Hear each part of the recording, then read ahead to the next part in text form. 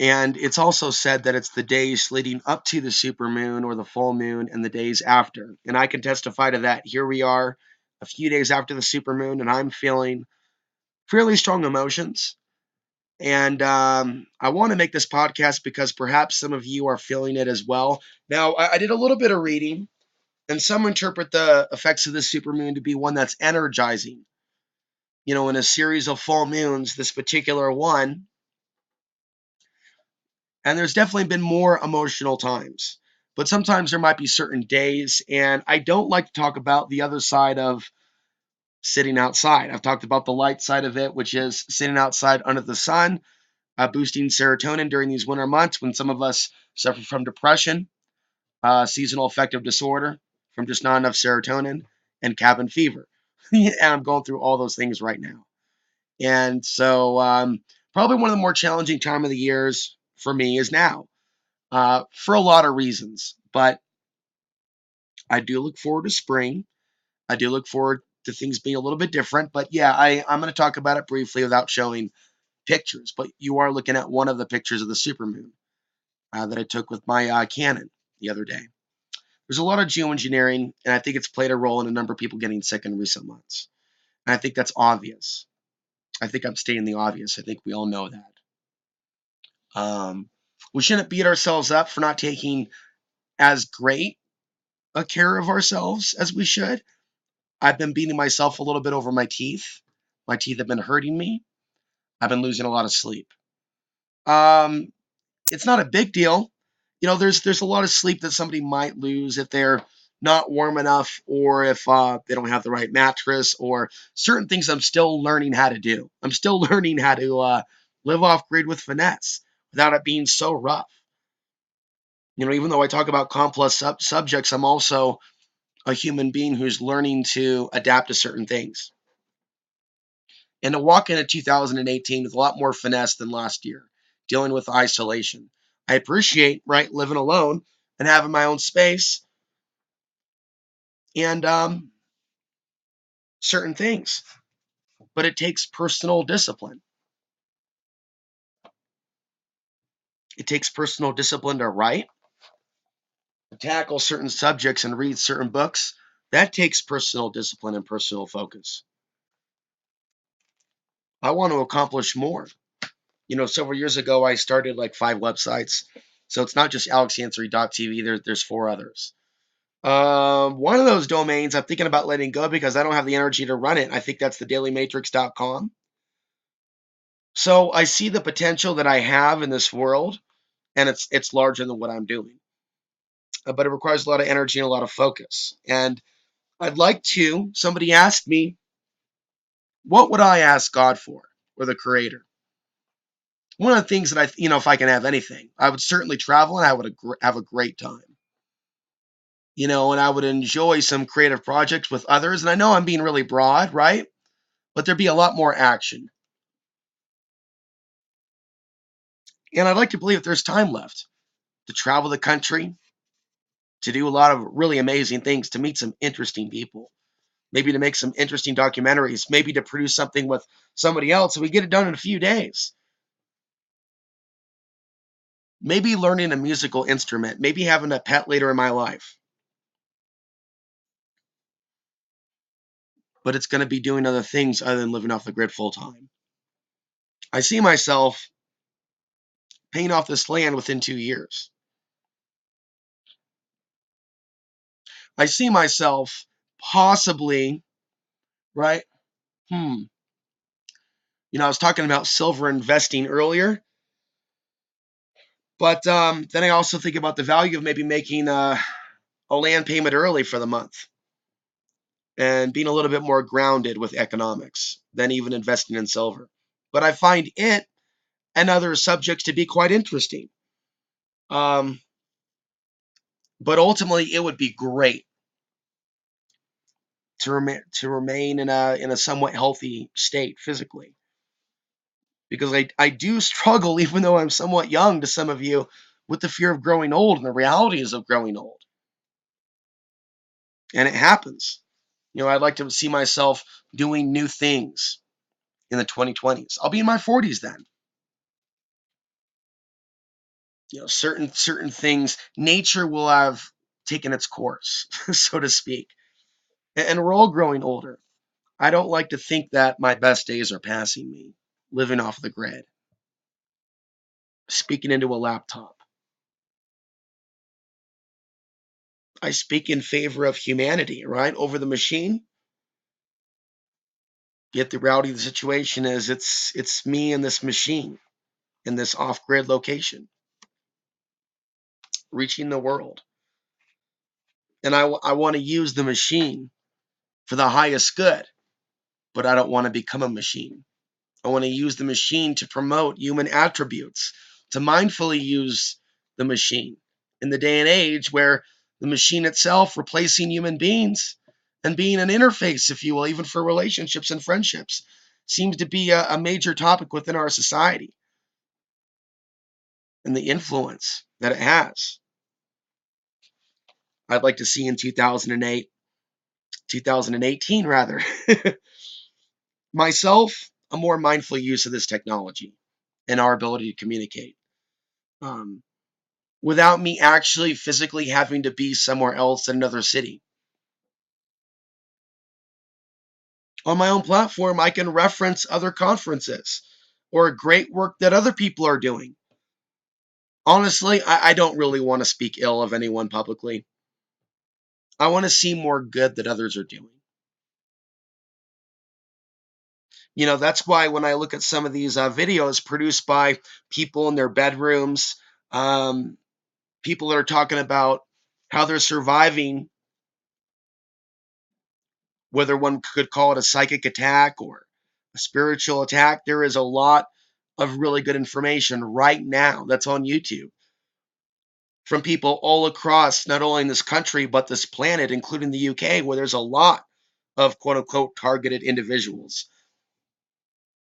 And I can see years ago that this period in which we would be coming on right now, that there would be a concentration of knowledge. Why?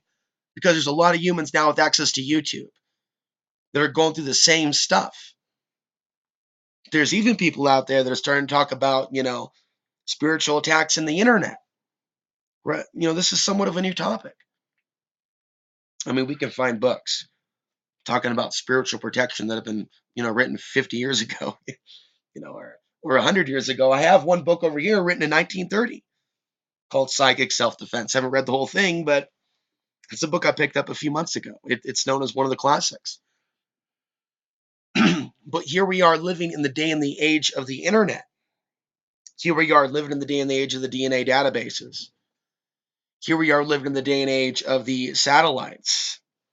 Here we are living in the day and age where there's a debate whether the attacks upon our person are from alien sources or from our own government or from our own mind, i.e. mental illness.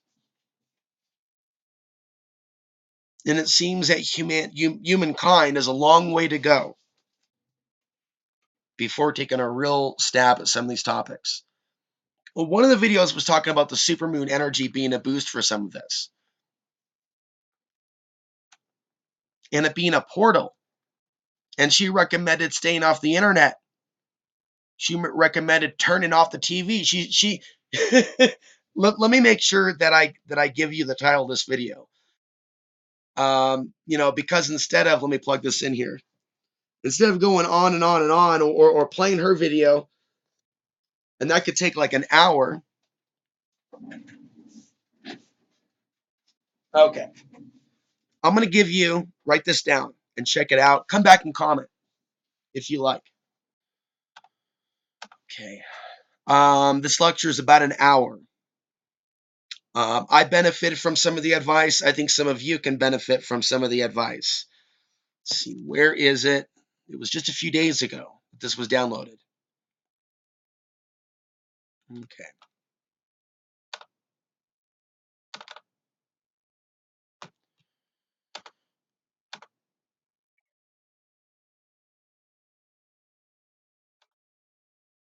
Okay, impasse. They are attacking us. Prepare for the supermoon. That's the title of her video. I'm going to give you another video, and that's called Handling Prolonged Spiritual Attacks. And so both of these you can find uploaded in the last 30 days. And again, I'm coughing. My voice is probably a little bit more hoarse than normal, and I hate to say it, but I do chalk that up to the increased geoengineering outside. If I was to take a picture outside, you wouldn't be so impressed. You'd be a little bit like, "Oh my god!" And it does seem to be a thing that we are noticing and experiencing. I would say at the same time. I would say at the same time. When they flip the program on, they run certain programs. I'll notice, and maybe you'll notice on social media and YouTube, people talking about chemtrails at the same time, all at once, all across the internet. I don't think that we've gotten our science nor our cooperation down on sharing research. I think that people could and probably should. Granted, we're still going to be alive, and we probably should plan for being alive. But honestly, I feel sensations within my body and parts of my body that I might mention, parts of my body that I might not mention, where I feel mild pain sensations. And it is in relation to the breathing of whatever's being sprayed. So the only solution that I know to even attempt to share with you, and then I'm gonna close. First of all, health. There's certain things that can help detox. I've mentioned cilantro. Drinking water. Certain people may want to curb certain really unhealthy behaviors when there's an increase in spraying going on. So for me, those aren't days in which I sit outside doing deep breathing. Those are days in which I remain inside. And to be honest with you, it's like consciousness over chemtrails. I haven't made a video entitled that, but that's what really, this is a good place to close. There could very well be a reason why they're spraying a lot today after the supermoon. I don't typically like to go in that direction. It's not that I don't believe that. It's that what good does it do it to even give it airtime? But it cannot be denied that this may be, it is having a harmful effect, but there's no point in saying that we're going to die because of it. We got to move forward. We got to move forward. But we're already dealing with a tide of emotion. So by being aware that there even was a supermoon, we can come to a greater awareness as to why we might be feeling extra emotional. And I know I was earlier this morning, and I know there's certain periods where it's difficult to respond to certain questions or even comments on the videos or to handle certain investigations or to watch certain content. I mean, there's a video out there, and I don't even want to talk about it. I wish I had the focus and heart to say everything that I really wanted to say with regards to a particular video of a lynch mob of Americans hurting another American, where it's like literally like a group of hyenas beating somebody into the ground. And it's like, it's tough to see this happening and to feel powerless to change it.